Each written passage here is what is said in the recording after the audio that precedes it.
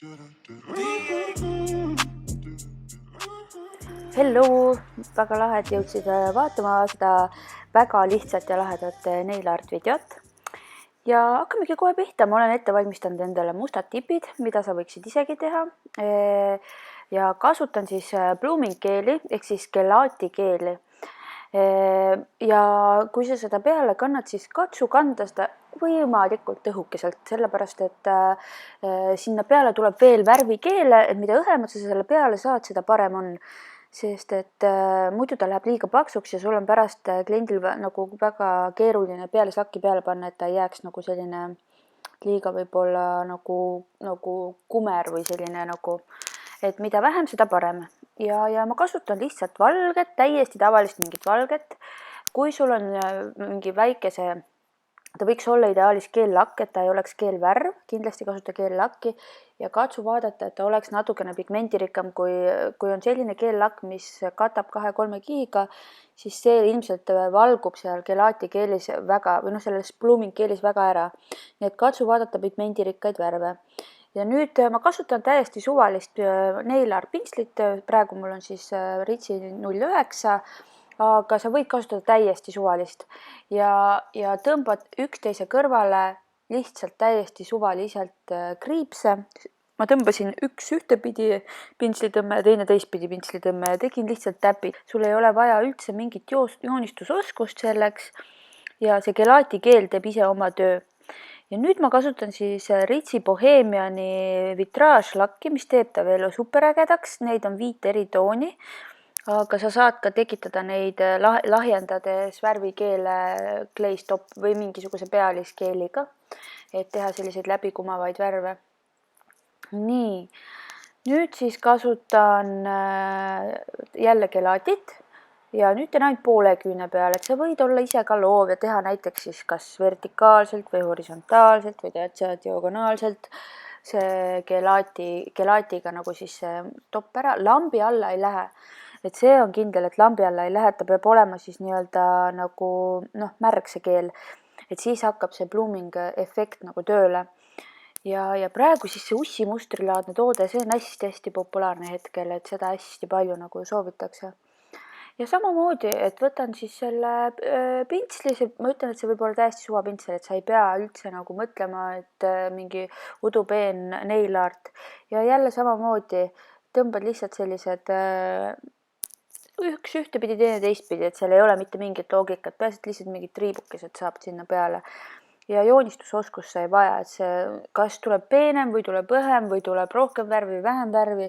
See blooming keel on lihtsalt niivõrd äge, et sa võid ka teha selliselt, et sa teed pintsli kokku nii rohelise või mis iganes värvid sa võtad, mul on siin võetud mündiroheline ja kollane, et sa võid ka teha pintsli üheaegselt kokku nii kollase kui rohelisega ja siis ilmselt see gelaati ta nagu hajutab laiali 2 värviga koos, et see võiks olla veel ekstra äge.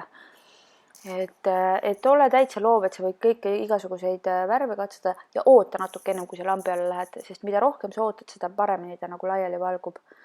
Juhul, kui sul teinekord läheb seda gelaatit liiga palju, siis pane vatt sinna küüne äärde, sa kohe näed, ma näitan ühe teise disaini juures, pane vatt kliendi küüne äärde ja sa saad üleliigse materjali sealt maha.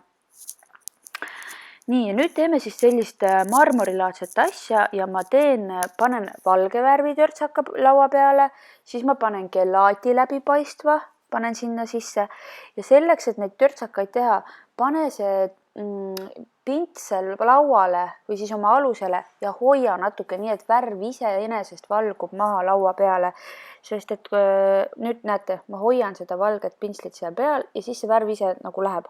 Ise ta valgub, sest muidu te ei saa seda värvi sealt pintsli küljest kätte, kui te niimoodi nagu patsutate seda sinna laua peale, et te peate teda lihtsalt natuke aega õhus hoidma, siis valgub see värv sealt maha. Ja nüüd ma lihtsalt siis pintsliga kriipsutasin selle läbi ja kannan peale pealislaki. See võib olla mis iganes, see võib olla aluskeellakk, peaasi, et seda lambi alla ei pane. Et gelaatit ma ei paneks, ta hajutab liiga laiali. Ma panekski lihtsalt kas mingisuguse pealislaki, ta võib olla kleepuv, ta võib olla mitte kleepuv, võib-olla ma paneks isegi mingisuguse ehituskeeli paneks liiga paks. Raber võiks panna aga liiga paks, et ma paneks mingi tavalise aluskeellaki, millel ei ole raberi efekti ja mis on hästi õhuke. Põhiline on see, et talle jääks selline libe kiht nii-öelda. nii, ja nüüd ma vaatan, et ahaa, liiga valge on, et ma tahaks, et tal oleks nagu veits siukest läbikumavust rohkem ja ma panen täiesti tavalist, täiesti tavalist peale slakki panin sinna ja tekitan selle torni veits suuremaks. Näete, nüüd hoidsin seda valget jälle kauem seal, ma tahan, et see värv ise valguks maha sealt. Ja ma kasutan selle nagu kasutage siis selleks, et seda segu 7 sealt laua pealt sinna tipi peale saada mingit lapikut pintslit, see võib olla täiesti vabalt ehituskeeli pintsel, mul on ombree pintsel, aga ta on nagu vati vahel tõmmatud täiesti lapikuks. Ja võtke nagu labida peale seda värvi, nagu torti võtaksite tordi labida peale. Ja nüüd, kui sa hakkad seda tipi peale asetama, siis hoia pintslit pisut õhus, et ära pane seda pintslit vastu seda tippi, et see värv peab valguma sealt pintsli pealt iseseisvalt maha. Täpselt samamoodi, nagu sa panid värvi laua peale, täpselt samamoodi paned sa sinna tipi peale, ehk siis nagu, et pintsli tõmmet ei tohi olla selle tipi peale, et see värv peab, sa paned nagu õrnalt pintsli vastu tippi ja ootad, et see kogus nüüd sealt pintsli pealt ise valguks sinna musta tipi peale. Ja nüüd ma teengi siis seda vatiga trikki, klientidel ma teeks täpselt samamoodi, et ma võtan väikse vatitutsaka ja panen sinna siis nagu nii-öelda küünevaba serva või siis sinna valli äärde ja lasen üleliigsel värvil maha valguda. See teeb selle efektsemaks selle disaini ja see teeb nagu hajutab seda rohkem laiali, pluss kuivab ilusti läbi. Nüüd ma võtsin pintsli ja täiesti suvaliselt teen valge juti veel omakorda sinna sisse, natukene nagu siis rõhutan mingeid teatud kohti, aga hästi siis vähe, et ärge üle pange ja nüüd tekibki selline väga suitsune efekt. Ja mina panin siia alla, et oleks libe efekt, panin siis mitte kleepuvat kleistoppi ja see valge jääb tegelikult sinna peale siis nagu kleepekas. Kes tahab, võib sinna valge peale veel proovida panna neoonpigmente, kui ta lambi alt välja tuleb, sest ülejäänud must tipp on mitte kleepuvaga tehtud, siis ta on ei võta seda kinni, seda neoonpigmente ja siis see valge on ikkagi nagu kleepuv. Et see võtab pigmendid kinni, siis te saate veel ägedama disaini. Ja nüüd ma teen siis värvidega samasuguse torni, nagu ma tegin just ennem valgega ja läbipaistvaga torni, nüüd ma teen siis värvidega. Ja näete, samamoodi hoian seda kollast seal torni kohal, selle värvitorni kohal ja lasen sellel ise maha valguda. Ja jälle panen siis selle libeda kihi nii-öelda, mida ma ei pane uue lampi kindlasti. Ja siis samamoodi, täpselt samamoodi, nagu me tegime läbipaistvaga, kindlasti tõmmake nagu läbi, tehke sellest selline, nagu mina joonistan tavaliselt M-tähe või S-tähe näiteks. Ja siis joonistan teistpidi ka nii-öelda õiget pidi ja siis keeran pintsli teistpidi ja keeran uuesti. Ja nüüd, kui te võtate selle värvikoguse sinna pintsli peale, siis alati jälgige, et see värvimumm on alati pealpool. Nüüd võtan pintsli alati teen puhtaks. Alati tehke pintsel puhtaks, kui te lähete uue järgi, alati pintsel puhtaks. Nüüd võtan siis selle nagu sinna oma labida peale ja see värvimumm, mis ma võtsin, see jääb ülesse poole, sinu poole alati näoga. Ja nüüd ma ootan, et see värvikogus langeks sinna tipi peale ja hoian ka kliendi sõrme siis nii-öelda nagu püstises asendis, et see hakkaks nagu valguma. Kui sa hakkad seda nagu nii-öelda tõmbama siis selle nagu pintsliga mööda seda libedat kihti, siis üldiselt need värvid lähevad nagu üksteisega segamini ja siis ei teki seda nagu mitme värvi efekti. Aga nüüd ma võtsin siis veits kollast lisaks, et natukene see kollane mul kadus natuke sealt ära, siis ma niimoodi saad sa alati nagu pisut seda värve sinna juurde panna. Et mis iganes värve sa kasutad, sa võid sinna kuldset panna, kohe ma siin panengi sinna seda helkurvärvi, siis Ritsil on see glitsi värvid, et musta peal see annab veel ekstra lahedat efekti.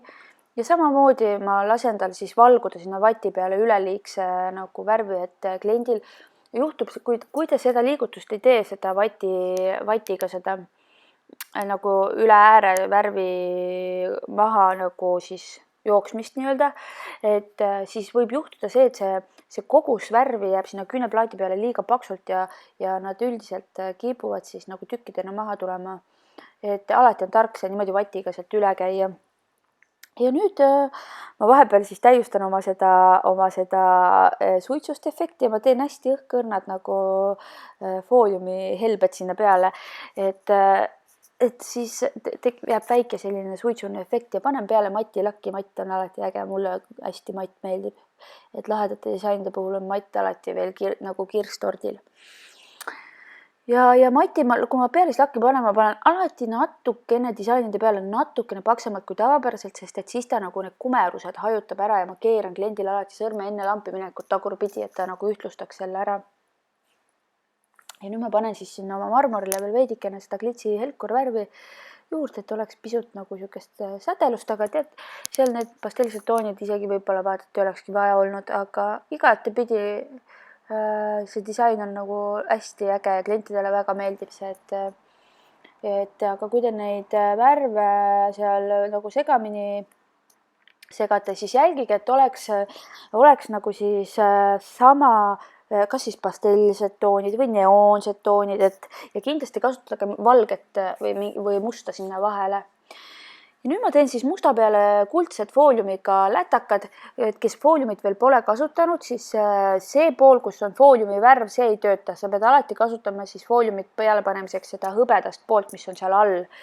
Ja katsetage erinevate tippide peal, et kuidas siis see foolium töötab, et kui sa tahad väikseid lätakaid või suuri lätakaid. Suurte lätakate puhul üldiselt me vajutame tugevamini ja väiksemate lätakate puhul siis nagu hästi õrnalt tsippame niimoodi. Ja nüüd ma panin juba mati laki peale ja võtan siis niidikeeli ja niidikeeli ma kasutan hästi tipi lähedal, et saada neid selliseid ümmargusi rõngaid sinna. Et võtke tipp, nagu ma võtan täpitajaga sealt niidikeeli ja isegi võib ta võib-olla paks, ta võib olla peenike, seal ei ole absoluutselt vahet, igatepidi on lahe. Aga põhiline on see, et mul on matt lakk sinna alla pandud ja see ei ole lambi alla läinud, ta on täiesti märg alles. Ja mida lähemalt sa seda niidikeeli sealt tipilt tõmbad, seda ägedamaid asju saad.